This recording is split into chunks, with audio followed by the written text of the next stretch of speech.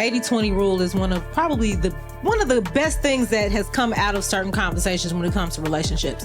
And I think if we look at it from a mathematical perspective, right? If the 100% is supposed to be perfection, can I not take a lack of 20% if I know that I can't give perfection, nor can I expect perfection from my person? That's one thing. I think another thing is where people mess up at is where they distribute the 20 and the 80. If you don't know yourself, you don't know your values, you don't know what's important to you, you don't know what your non-negotiables are, you mess around and put something that needed to be in your 80 and your 20. And then that's what'll draw you away.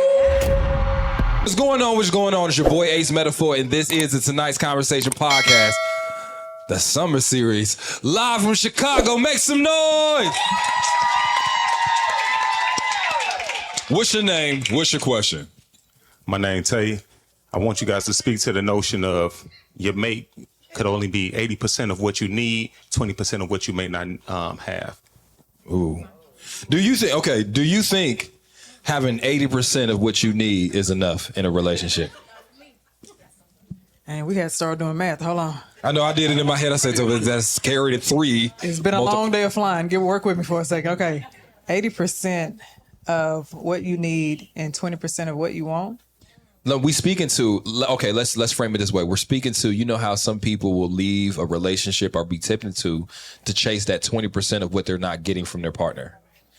Oh, okay, good. All right. Y'all, please work with me here, okay?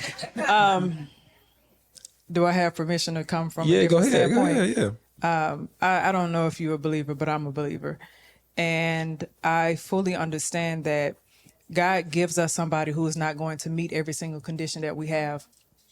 He gives us a person who is not going to meet every need that we have, and it teaches us how to love unconditionally. It also teaches us to work and be more patient and be more understanding, but it also teaches us how to die to ourselves as well, die to our unforgiveness, die to our pride. So I feel as though, I think it's important, I'm not going to say I feel as though I know, it's important for you to be rooted in Christ, for one, because that's where you're going to get everything from. You're going to get that unconditional love, and you're going to get Christ who can meet every single one of your conditions. But if you start leaning and looking over the fence for that 20%, it's going to hurt you later on in the long run, because you had somebody who God put in your life for a reason to teach you something, and you wanted to run away from the lesson. But that's a biblical standpoint. How funny is it to be complaining to your partner about the 20% they're not giving you, and you only giving them 50? You only giving them 40. How egotistical do you have to believe that you are 100% satisfying them as well? Come on. We both are humans. We both have flaws. We both fall short. And that's the point of that commitment. It is loving the wholeness of a person. And this is the thing that, let me just be clear. There are things you're not going to like. Yes. There are things that you may not be more proud of. But I agree to love the wholeness of your person. All right. And sometimes that means that 20%, maybe I don't get, but listen, look, let me be honest with you. There are times when in relationships, I've fallen short, but my partner giving me the ability to improve, to mend, is what drew us closer to each other. Sometimes I feel like people selfishly we don't give our partners that chance, right? Because we'll secretly hold resentment because we don't get this 20%. We don't give them the opportunity to improve. We don't give them the opportunity to earn us in that sort of way. And then here we are stepping out of a relationship when we didn't even give our partners a chance to improve. Mm-hmm. So I just want everybody in the room to understand that, like, it's what you make your relationship, man. It's what you make out of it. Brittany, did you have something? Yeah, I think the 80-20 rule is one of the best things that has come out of certain conversations when it comes to relationships. And I think if we look at it from a mathematical perspective, right, if the 100% is supposed to be perfection, can I not take a lack of 20% if I know that I can't give perfection, nor can I expect perfection from my person? That's one thing. I think another thing is where people mess up at is where they distribute the 20 and the 80. If you don't know yourself, you don't know your values, you don't know what's important to you, you don't know what your non-negotiables are, you mess around and put something that needed to be in your 80 and your 20. And then that's what'll draw you away. That's what'll make you feel like I'm missing something that's extremely important, because if you had done some of the work, the evaluating beforehand, you would have understood what all really needs to be in that 80. In your compromisables, that's what's supposed to be in your 20s. The things that you can really go without, the things that might get on your nerves, the things also that you can change. I spoke on that earlier. Clothes, superficial things, hair, all of that stuff changes. But when we talk about what's supposed to be in that 80, that character is supposed to be in that 80. You know, that humor, that likability that we spoke about in the earlier podcast, that's what's supposed to be in that 80. And if you make sure that your 80-20 is distributed properly before you step foot into that commitment, you're going to be just fine. It's kind of funny for me. Thank you for the biblical standpoint, and thank you for the mathematical standpoint. I'm gonna go into my past, my history, what I've learned about myself. I can require 80 and 20 and all these numbers from people, and I don't give myself 80. Every day I wake up, I ain't filling myself up to 80%. I'm falling short. I'm only giving 30. You know what I'm saying? But I'm looking for somebody else to come in and fill me up. You have to fill yourself up first. So what that person brings to the table is only complementary to what you already living. You know what I'm saying? I don't know your situation directly, but I know mine. And what I've learned over time is that option is an illusion. Social media has led us to believe that all these women on our timeline is choices and valid options. And you see this woman and you say, okay, she may give me 90. Right now I'm only getting 80. Or that woman make you 10. You know what I'm saying? It's not until you leave. I'm a firm believer that the grass is greener wherever you water it. I will say every single time. A firm believer. So you actually have to become 80 for yourself so you can give anything to anybody. And that's where I stand on. I agree. I appreciate your question. Thank you so much. But I want to speak to this, though, because there is a flip side of it, though. What if in that relationship, something that wasn't initially a deal breaker, becomes one because you develop into a different person? Like who I was at 25 is different than who I am at 35. So now something that wasn't as important to me, like, let me tell you something. When I first got into a relationship when I was 25, somebody validating me or gift giving wasn't important. But then after a while, I started noticing that, I missed it. I need that. And my partner wasn't proficient at giving in that. And so then I started being drawn to the compliments, you know what I'm saying? Because I didn't get complimented at home. And I think that's a very real reality for people. It's like, not that I chose willingly, purposely to start, losing interest in you, but those things are now a big deal to me. Can I ask a question? How do we decipher our needs from our wants? I think a lot of people, not knowing yourself truly, as Brittany stated, you can convince yourself that you need everything you want. You know what I'm saying? You can convince yourself that everything that you saw on social media, and half of the stuff that you probably convince yourself you need is because you saw somebody else with it and it looked good to you. But in reality, you don't really need that. So it's like, what do I need for this relationship to actually work? And I want to add to that point. Like Ace said, a lot of times you see in it from a certain age standpoint. I tell women all the time, if you want a good man, go get that good man now. Don't wait till you done been outside and you had all your fun and now your options have changed. If you want that good man, seek that good man now, because that good man might not want you when you're 30, 40 and you're physically losing value and all these superficial things people look at. You're no longer yourself. So if you want love, always seek love. Make that the primary mission. I agree. Now, I'm going to tell you this, though. Them aunties. them aunties, though. Hey, can y'all tell I'm an auntie lover? hey, I'm an auntie lover. Hey, if it ain't 35, 40, and 45, don't holler. No, I'm just playing. Nah, it's you two, man. I'm just 30, go ahead. I want to challenge what Demetri just said a little bit, though, because I do think that we as women get that narrative perpetuated a lot in our ear. Like, don't be outside and start settling down and don't wait till you're too old. But where do you meet these very young men who are ready to settle down, who want marriage? Black yacht, right. Chicago. All right. You go on a boat one time and they never let you forget it. Look, I'm going to take that and I'm going to tell you this. In all actuality, if you look at the history of the women who's waiting too late to chase love, they already fucked over the good guy. I was somebody good guy. Okay. You understand what I'm saying? And sometimes they somebody good woman too. And I feel you and I understand that. But that wanting to be outside more than you wanted that family, don't let your values change later. You always move off your values. If you're a lover, be a lover. Stop trying to run outside because your friend's outside. I ain't saying there's nothing wrong with going outside, but baby, you could black y'all weekend with your man.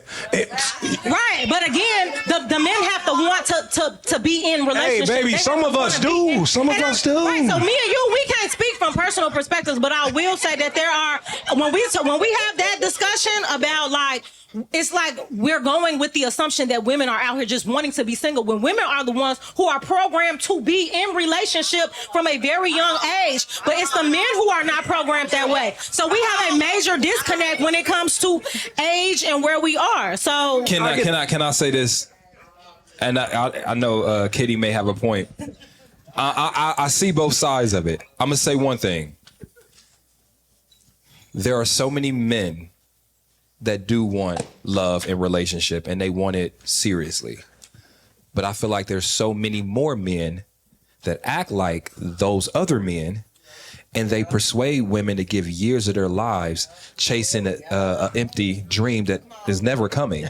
And so then now it's like, okay, if I have the choice between empty ass illusionary promises from a man or going and have fun, enjoying myself, loving myself, because I'm gonna tell you this, one thing about it is that degree's still gonna be there. You know what I'm saying? Those friends that I've established lifelong bonds with, unless y'all go to Miami because y'all gonna fall out. hey, It's gonna be there. So I can see both sides of the coin. Kitty, did you have something? No, you made the point. Cool. Next question. What's your name? What's your question?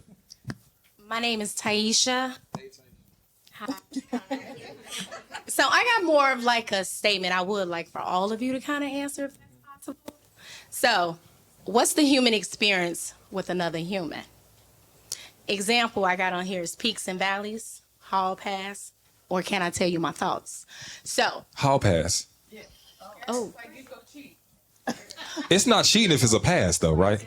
no, it's not. Right. So what I'm saying is this. What is your human experience with another? So whether we're looking at it on a marriage standpoint, because we are having conversation, right? Or even if we're talking about just a relationship, right? So what is that experience like for you? For me, right? For me, I think it's a developmental thing. Now, I'm still young. I think I'm the youngest person on this panel today. For sure, probably. Yeah. I'm 25. Like a lot. I'm 25. I think it's a development thing. I think that for me, what I love the most about my life is that everybody around me, I'm seeing them get better, get into their careers, do all of that, right? So to the human experience with just another person, I want to see them reach the levels that they told me that they wanted to reach while I go do it the same way. And that might not always make sense together. So it's just a matter of me knowing what it is that they want out of their life, pushing them toward that, and then them doing it the same for me. So that's really what it means to me, is just the development piece of it. And whenever it makes sense is when it makes sense. Okay. Yeah. I think for me, it's alignment. You know, I think everybody that's in your circle, whether you dating them or you're in a friendship or a relationship or your job, it's all based on what aligns with you at that point in your life. A certain job I might have had, I cost too much now. You know what I'm saying? A certain relationship I might have been in, my emotional intelligence ain't the same. So them red flags you used to get away with, you can't get away with no more. And I think that's all it is. So when you look at friendships, the reason we click and we relate to people because you're in alignment with me. We moving together. You can jump in this car. We can go as fast as we need to be, but it's only when we try to force alignment that these negative situations start happening. And you know, that's me. Can I ask a question? So we're having a human experience together, and I'm enjoying our human experience. But I want to have briefly a human experience over there. You gonna have a human experience at grave. Oh no! In my hall pad, are we valuing each other's human experience enough to allow the whole human experience in hall pass? Because we said hall pass. What do you think about that? He ain't gonna never let that go.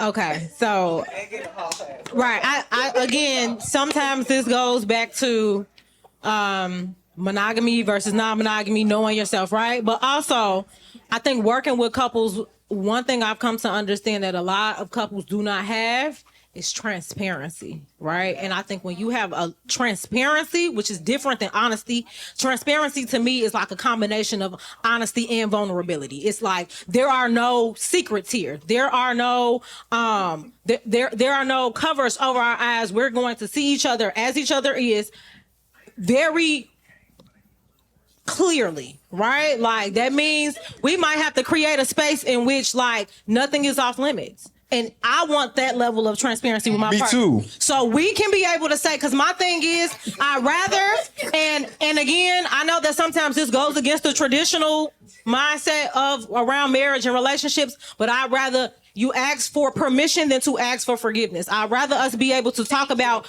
we're spending a lifetime together.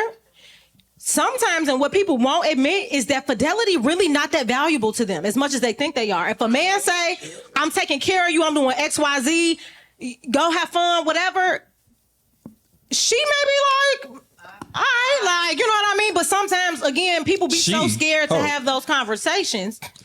Hold on. What? I was talking about me having a hall pass. You said I'm saying the she would give you permission. Oh, okay, would give you permission to say, all right. But sometimes, again, what you value, because that same woman may say, all right, I'll give you a weekend, but I want 50,000. But I think that's about. I want a new car. I'll just cheat. That's about alignment too, though. See, it all goes back to alignment. It's based on values. There's people out here having poly relationships. Go get your ass in a poly relationship.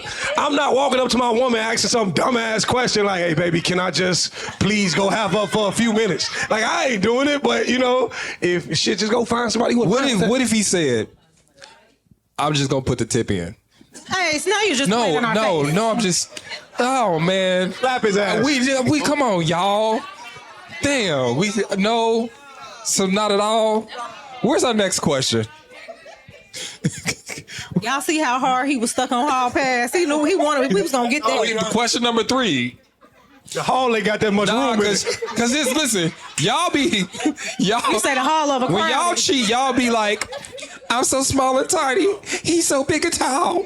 Like y'all about to have niggas dunking like it's a basketball, and I'm just not. It ain't no fun when the rabbit. We not about to do this.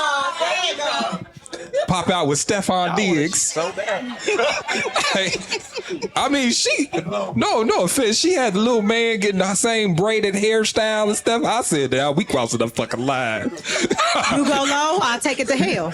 Oh, hell no. Hey, nothing is more wrathful than a woman who's tolerated your cheating for so long when she start not giving a fuck. Oh, it hurt. Oh. What's your name? What's your question? My name is Sakina. So I have a question. It's more so for the ladies. Being on social media a lot and seeing all of the young ladies on here, I just want to know, like, you see all these young ladies now and everybody's like, he got to have this much money, he got to have a bag, he got to do this, he got to do that, he got to bring this to the table and all this. And some of the young ladies don't have that themselves to bring to the table. So I just be like, okay, so when did this start? I am an auntie. I'm a auntie. I've been married 30 years. So being married 30 years, back in the days, me and my husband, he didn't have a lot of money. You know what I'm saying? He was working minimum wage job. But where he is now, he's very successful. We have 4 beautiful children, 2 grandchildren. We're doing very good. So I'm just like, you have to start somewhere. And some of these men, sometimes we have to help build them. You know? Do you think? Sometimes we do. And it's okay. And you know what? It's okay. It's okay. All right, before we go further, so I want to break down a couple points. Okay. First of all, we're going to start with, how do you feel about building a band? I didn't say build. No, hold on. Okay. I didn't say build. You said. Well, you said sometimes we got. She said building with. Sometimes we have to help each other. Okay, but first, before we go there, I'm just breaking it down a little bit. How do you feel about building a man? No. Why not? I need you to be able to come with a plan. Show me that you had something in the works, at least. Like, as women, we add to a man's fruition, but he has to have something going so we can add to it. But as far as you building up a man, that means that you start making decisions, you start taking the lead and things like that. And then that becomes an enabling codependent situation where he starts relying too much on you to the point to where he's no longer growing and you're burnt out and you resent him. And that's just a whole spiral that goes. I understand that, but that's not where I'm at. No. Hold on. No, I was just answering. No, listen, we do this all the time. Okay, go I got you. This ain't about you no more. All right.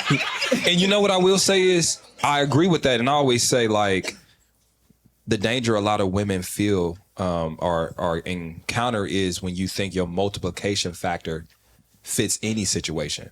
I believe a good woman can times 2 whatever you have. And when you think about multiplication, if he brings you this, you'll double, right? Correct. But that man already has to have something. Yes. Oftentimes when you're thinking about multiplication, when you're trying to double zero, what you get left with. Exactly. So sometimes when that person isn't coming with something that you can make something out of, then that's where you fall. Now, I do believe that there is or exists men that have all the tools. They have all the lessons. They have all the experience. They didn't know how to put it together. And you can say, oh, all you got to do is do this and this. And then now you got something. But the danger is women will see a situation like that where a man already came equipped. He just didn't know exactly how to put it together. And sometimes they confuse it with building a man. So I just wanted to clarify that before we went forward. Now, what's your question exactly? That was the question. Just with the new generation, like, why do everybody feel like, you don't have anything to bring to the table, but you want this man to bring all this to the table? Okay. Instagram. And I believe that's why a lot of Instagram. You correct, but I believe also I have a lot of girlfriends that, like, I have one girlfriend. She makes a lot of money. Okay, 6 figures or more. What's her name? Is she single? She is single, but she wants someone to make just as much as she does or more. I'm not saying there's no brothers out here that don't make that, but what are the chances? And either they're married, they have several women, they have a lot. Their money is going a lot of ways. So she has been single for a very long time. So the question is, why are people asking for things that they don't necessarily have themselves? There you go. Okay. Thank you. Let's do this. Do you think that you have to have exactly what you're asking for in the opposite sex? Is it realistic to think that that's what people desire? No, because I think that men and women value different things. So a man is not going to be looking for a woman to come in and to protect and provide, just like a woman is not going to be looking for a man to remain this aesthetically pleasing, put together person all the time. Like, we just look for different things. So based on what is important to you, that is what you shop for. That is what you evaluate for in the opposite sex. But ultimately, like what she was saying, is sometimes it may not be a perfect match on every single level, but based on what is important to you, again, that's why we see women who have very famous women who are super esteemed and accomplished, and people be like, oh, well, what about him? What he got? He may not have as much as her or the notoriety that she has, but believe me, people who actually have shit, they ain't dealing with bums. That's correct. They not. They dealing with people who have ambition. They dealing with people who are dedicated, who are committed, or who are willing to pick up where they fall short. Again, you have esteemed women. A woman like your friend, she may need to find someone who, in fact, finds ways to make her life easier, and that may not be monetary. You know what I mean? That may be the man whose ego is in the back seat enough to say, I'm gonna clean up around this house. I'm gonna make sure that you got food when you come in the crib. I'm gonna do all of these things because, again, there are other ways to carry your weight in relationships that are money. Brittany, you know what's funny? Demetri, I got you. You know what's funny? No matter how hard I try, my clothes never quite get into the dirty basket. It's like around the basket. And I'm trying to, I know. That's one of the highest complaints I get in couples therapy. Right, is that is around the basket. The clothes be by the basket, not in the basket. Yeah, I don't want to know. Now, you know what? Going back to we ask from different things from each other. The other day I had a woman say she prayed for me. And that hit me different. Mm-hmm. You know what I'm saying? It's like the level of concern, like it would. She can pray for me anytime she wants to be tried. That girl can pray for me whenever she wants. I'm not gonna lie to you. I want all those prayers. Hey, and I had to hit her with the 350 cash app. I said, nah, it wasn't the same. It wasn't transactional. First of all, so we are. Hold on. Let me explain. It didn't happen one after the other. It didn't happen. First of all, I'm making a point. I think you should move on. Y'all know. Y'all take it. Y'all. First of all, let me land the plane. Next question, please. Hold on. So no, this is what I mean. So. So we asked for different things for each other. The overall point of my story, it was some time in between there. The part of my story was she showed a level of concern for me in a way that's different than I showed a level of concern for her. All right? And it was just a conversation. First of all, I got it. But it was a conversation like, hey, blah, blah, blah, yada, yada, yada. Going through my finance, blah, blah, blah, blah, blah, blah. And I was just like, let me just send something, right? I would never expect a woman to do that for me. Matter of fact, I wouldn't even want it. If I'm like, yo, I'm cooking up the books, blah, blah, blah, and then I just get a ding of $350, I'm looking at her differently. But the way in which she showed a level of concern with me, even though it is different, it probably met as much, if not more. So the fact that we think we're looking for certain things or certain things hit us the same way, it necessarily doesn't. Now, I could have prayed back for her. But that money hit harder than that prayer. I was about to say. Look, send the funds. I'm just playing. Hey, don't tell me, Zell. Hey, could you imagine, Kitty, I'm sorry. Could you imagine you hit your nigga with a, man, I'm just struggling over here, just going through these finances, yada, yada, yada. He like, hey, I hit a prayer for you.